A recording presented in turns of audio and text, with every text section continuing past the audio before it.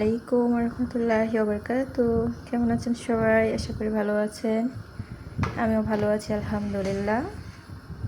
তো আজকে আপনাদের সাথে শেয়ার করব আমি এখন একটা বিরিয়ানি রান্না করব, কিভাবে শুধু ঘরের চাউল দিয়েই বিরিয়ানি রান্না করব।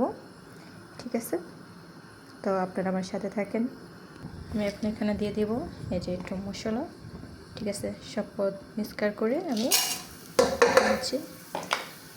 এখন এটা একটু ব্রাউন হয়ে আসলেই আমি এখানে অ্যাড করে দিয়েছি পেঁয়াজ।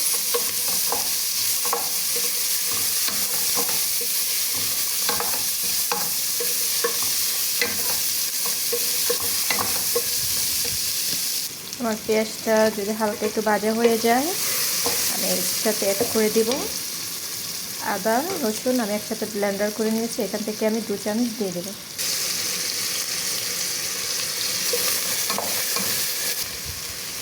আমার এদিকে কিন্তু একটা কালার চলে আসছে ব্রাউন। ঠিক আছে, অতটা কালার আনবো না। আমি ওইদিকে পেঁয়াজ ভাজার জন্য তেল বসিয়ে দিয়েছি। অ্যাড করে নেব মুরগির সাথে 1 পিস আলু দিয়ে দেবো। আপনারা চাইলে আলু দিতেও পারেন, নাও দিতে পারেন।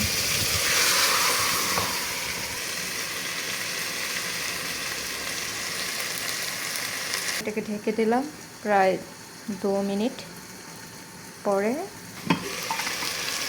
এখন এটাকে আমি মিক্সচার করে নিচ্ছি।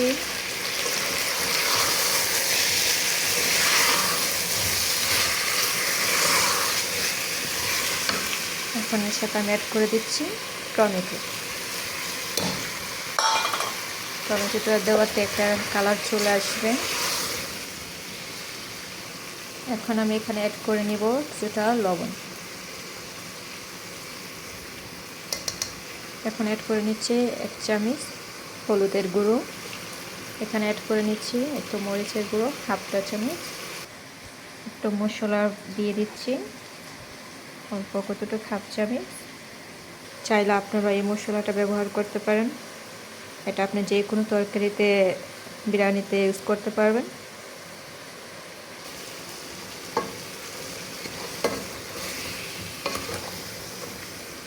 এটাকে আমি এখন মিক্সচার করে সাথে হালকা একটু গোলমরিচের পাউডার দিয়ে দিচ্ছি। আমার মোবাইলটা ধরতে সমস্যা হয়, এই জন্য আমি ভিডিওটা ভালোভাবে করতে পারছি না। আর দেখা যাচ্ছে ভিডিওটা অনেক বড় হয়ে যাবে, তার জন্য আমি একটু স্টপ করে করে করছি, কিছুটা ছেড়ে ছেড়ে। ঠিক আছে, আশা করি আপনারা বুঝে নেবেন। এখানে আমি কিছুটা পাতা দিয়ে দিচ্ছি, যেটার নাম হয়েছে কারি পাতা। এখন আমি এটা ফাইনালি আমার মশলা সব কিছু দেওয়া হয়ে গিয়েছে।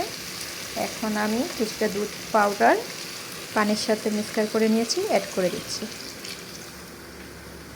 আপনারা চাইলে টক দইও দিতে পারেন, সেটাও আরও বেশি ভালো হবে। আমার কাছে টক দই ছিল না, তার জন্য আমি এখন এটা দুধ পাউডারটা মিক্সচার করে নিয়ে নিচ্ছি। ঠিক আছে, এখন আমি পরিমাণ মতো এটাকে একটু ঝোল দিয়ে মুরগিটাকে সিদ্ধ করার চেষ্টা করব। আরেক দিকে আমি ভাত বসিয়ে দিব। এদিকে আমার বিরিয়ানির জন্য পেঁয়াজ ভাজা হয়ে যাচ্ছে। হালকা কিছুটা পেঁয়াজ ভাজা দিয়ে দিচ্ছি, এখানে একটা গ্রান চলে আসবে, এটাও খুবই ভালো লাগবে।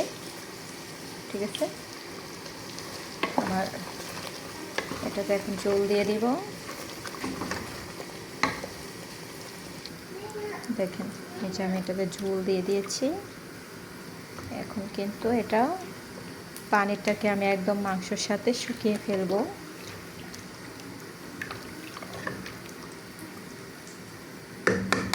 আমি এটাকে ঢেকে দিব।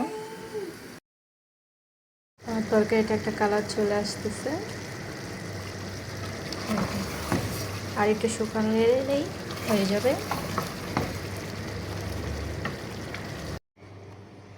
আমার বিরিয়ানি কিন্তু হয়ে গিয়েছে, মাশাআল্লাহ। দেখেছেন,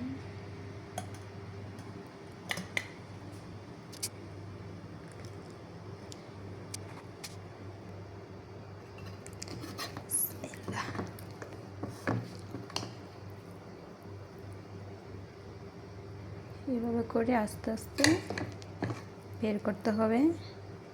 ঠিক আছে, আশা করি ভালো লাগবে আপনাদের কাছে ভিডিওটা। তো অবশ্যই লাইক কমেন্ট শেয়ার করে পাশে থাকবেন। ধন্যবাদ আপনাদের সবাইকে।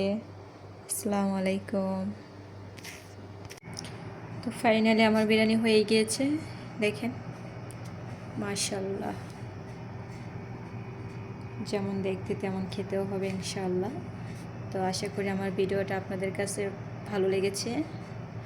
তো অবশ্যই আমার ভিডিওটা একটু শেয়ার করে আমাকে একটু সামনে আগানোর সুযোগ দিবেন, আমি যেন আরও ভালো কিছু আপনাদের সামনে নিয়ে আসতে পারি। আর আপনারা এইভাবে রান্না করে খেয়ে দেখবেন, আশা করি অবশ্যই ভালো লাগবে। তো আসসালামু আলাইকুম।